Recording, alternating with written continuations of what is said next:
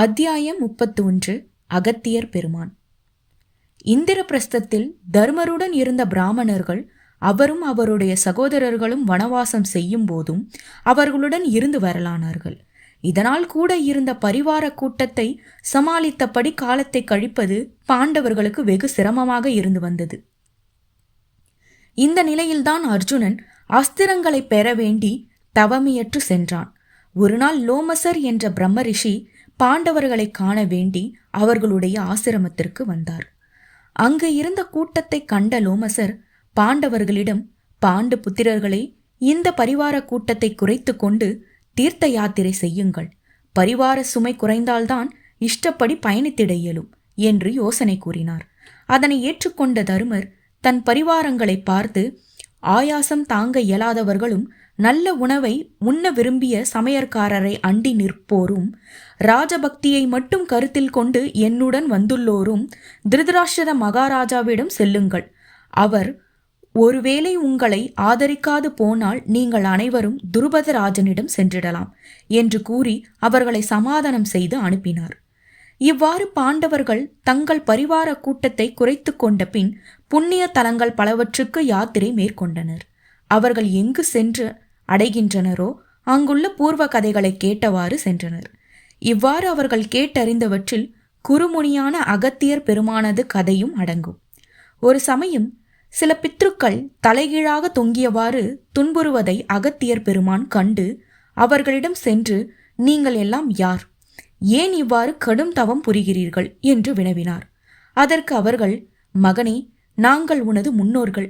நீ திருமணம் செய்து கொள்ளாமல் இருப்பதால் உனக்கு பிறகு எங்களுடைய பிண்டம் தருவோர் எவரும் இல்லை.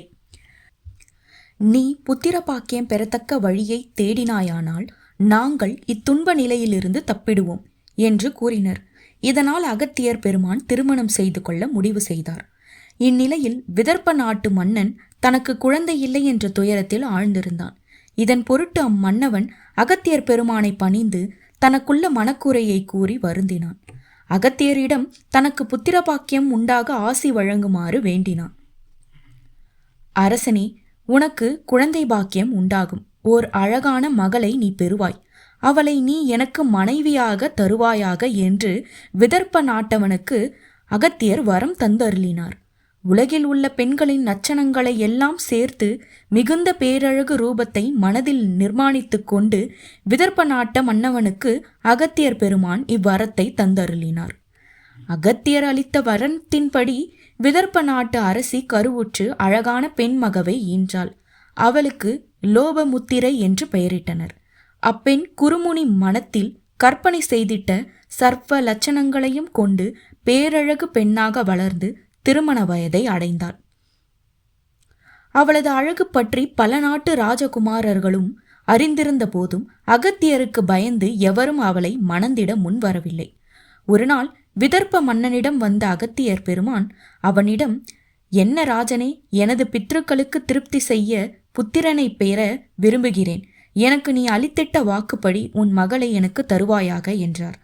ஆனால் கண்ணின் மணி போல் அருமையாக பாதுகாத்து போற்றி வளர்த்த தன் மகளை வனவாசம் செய்யும் அகத்தியருக்கு தர பெற்றவனாக அவ்வரசனுக்கு மனம் துணியவில்லை. என்றாலும் அவருக்கு முன்பு தான் வாக்கு அளித்ததை எண்ணி முனிவரது கோபத்திற்கு ஆளாக நேருமோ என்று பயந்து நடுங்கினான்.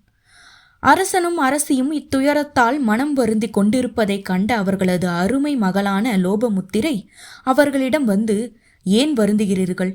என் பொருட்டு நீங்கள் முனிவரது சாபத்திற்கு ஆளாகக்கூடாது. அதனால் அம்முனிவருக்கு என்னை நீங்கள் கொடுத்து உங்களை காப்பாற்றிக் கொள்ளுங்கள். என் பொருட்டு நீங்கள் துயரப்படக்கூடாது. அதுவே என் விருப்பம் என்று கூறி அவர்களை தேற்றினாள். லோபமுத்திரையின் வார்த்தைகளால் மனம் சமாதானம் அடைந்த விதர்ப்ப நாட்டான் தன் மகளை முறைப்படி அகத்தியருக்கு மனம் முடித்து கொடுத்தான். அகத்திய முனிவருடன் செல்ல அரசகுமாரியான லோபமுத்திரை தயாரானாள். அப்போது முனிவர் அவளிடம், லோபமுத்திரை, இந்த உயரிய ஆடைகளும் ஆபரணங்களும் உனக்கு வேண்டாம். அதனால் அவற்றை நீ கழற்றிவிடு என்றார். தன் பதியான அகத்தியர் இவ்வாறு கூறியதும் லோபமுத்திரை மறுபேதும் கூறாது தான் அணிந்திருந்த விலையுயர்ந்த ஆபரணங்களையும் அழகிய ஆடைகளையும் கழற்றி தன் தாதியருக்கும் கண்ணியருக்கும் அளித்தாள். பின் மர உரியும் தோலும் கட்டிக்கொண்டு அகத்தியர் பெருமானுடன் மகிழ்வோடு வனத்திற்கு சென்றாள். கங்காத்வாரத்தில் அகத்தியரும் லோபமுத்திரையும் தங்கினர். அங்கு தன் பதியான அகத்தியர் பெருமானுடன் வெகு நாட்கள் விரதம் காத்து அவருக்கு பலவிதமான பணிவிடைகளை செய்து அவரது பேரன்பை லோபமுத்திரை பரிபூரணமாக பெற்றாள். ஒரு நாள் அகத்தியர் தன் மனைவியுடன் கூட அவளை அழைத்தார். பெண்மைக்கே உரிய வெட்கம் மேலிட லோபமுத்திரை முனிவரை பணிந்து வணங்கி, சாமி, நான் கடமைப்பட்டுள்ளேன், ஆனாலும் என் விருப்பத்தை தாங்கள் பூர்த்தி செய்திட வேண்டும் என்றாள்.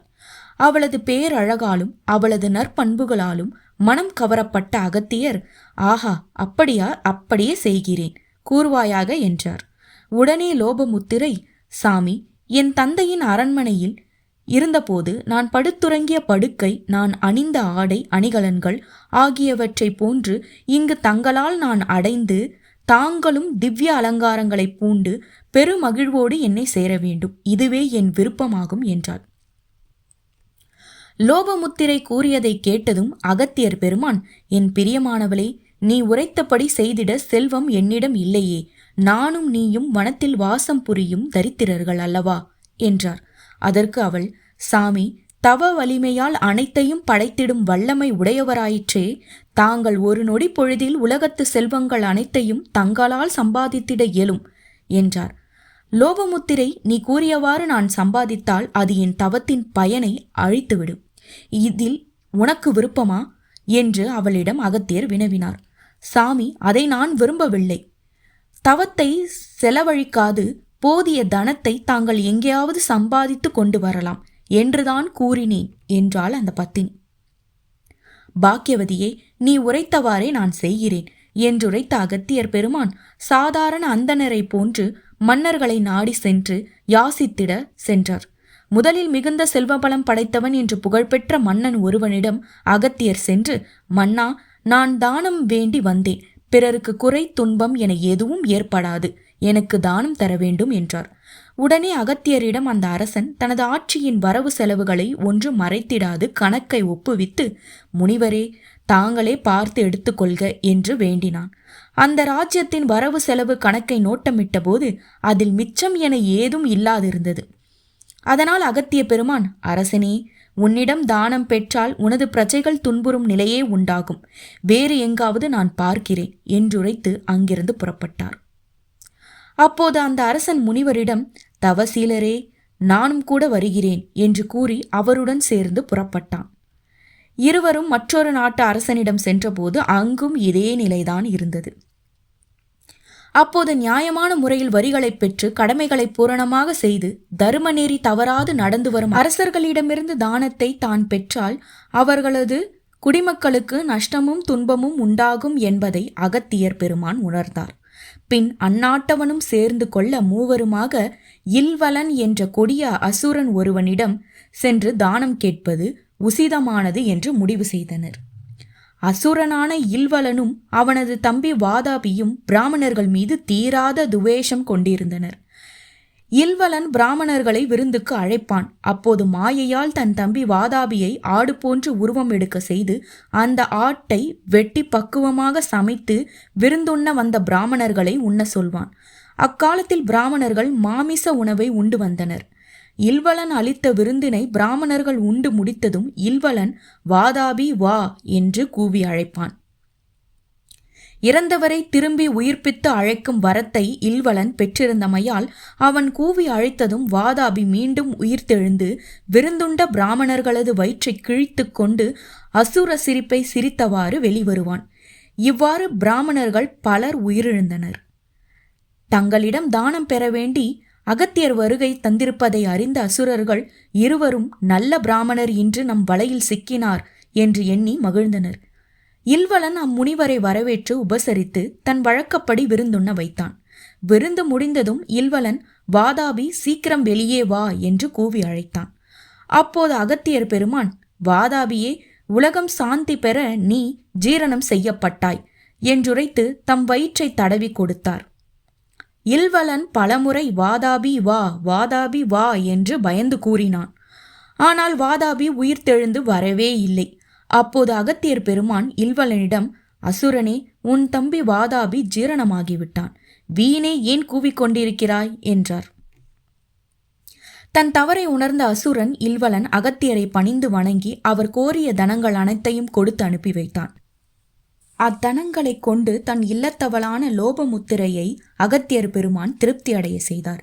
பின் அகத்தியர் லோபமுத்திரையிடம், என் பிரியமானவளே, 10 நல்ல மக்கள் உனக்கு வேண்டுமா அல்லது 10 பேரை வெல்லக்கூடிய ஒரு மகன் வேண்டுமா என்று வினவ, அவள் அவரை பணிந்து வணங்கி, சாமி, புகழுக்குரிய அறிவினை கொண்டும் தருமத்தில் என்றென்றும் நிலைத்தும் இருப்பவனாய் ஓர் மகனை பெறவே நான் விரும்புகிறேன் என்றாள். அதன்படியே அகத்தியர் பெருமானின் அருளால் ஒரு ஆண்மகவை லோபமுத்திரை பெற்றெடுத்தாள். அகத்தியர் எண்ணமும் இதனால் பூர்த்தி அடைந்தது. ஒரு சமயம் விந்திய மலை மற்றொரு மலையும் புகழ் பெற்றதும் அனைவராலும் போற்றப்படுவதுமான மேருமலை மீது பொறாமை கொண்டு தானும் அம்மலையைப் போன்று வளர்ந்து சூரிய சந்திரர்களை தடுத்து நிறுத்தியது. இதனால் பெரிதும் துன்புற்ற தேவர்கள் அகத்தியரிடம் சென்று முறையிட்டனர். அவர் விந்திய மலை இருக்கும் இடத்திற்கு சென்றார். அங்கு விண்ணுயர ஓங்கி வளர்ந்த விந்திய மலையை பார்த்து, பருவத்தோத்தமனே, எனக்கு இப்போது வழிவிடுவாயாக. தெற்கே ஓர் காரியம் வேண்டி நான் செல்ல வேண்டியுள்ளது. நான் திரும்பி வந்ததும் உன் விருப்பப்படி நீ மீண்டும் வளர்வாயாக. அதுவரையில் பொறுத்திருப்பாயாக என்று கூறி அருளினார். அகத்தியரிடம் விந்திய பருவதம் கொண்ட மதிப்பால் அதுவும் அப்படியே என்று ஒப்புக்கொண்டு அகத்தியர் பெருமானை பணிந்து வணங்கி அவருக்கு வழிவிட்டது. விந்திய மலையின் உயரம் மீண்டும் பழைய நிலைக்கு வந்ததும் அகத்திய பெருமான் அம்மலையை கடந்து தென் திசை நோக்கி பயணமானார். அகத்தியர் திரும்பி வருவார் என்ற நம்பிக்கையில் விந்திய பருவதமும் வளராது நின்றது. முனிவர் தென் திசை நோக்கி சென்றவர் பின் திரும்பி வராது தென்னகத்திலேயே பொதிகை மலையை தன் இருப்பிடமாக கொண்டு அங்கேயே தங்கிவிட்டார் என்று பாண்டவர்களுக்கு அகத்தியர் கதை கூறப்பட்டது.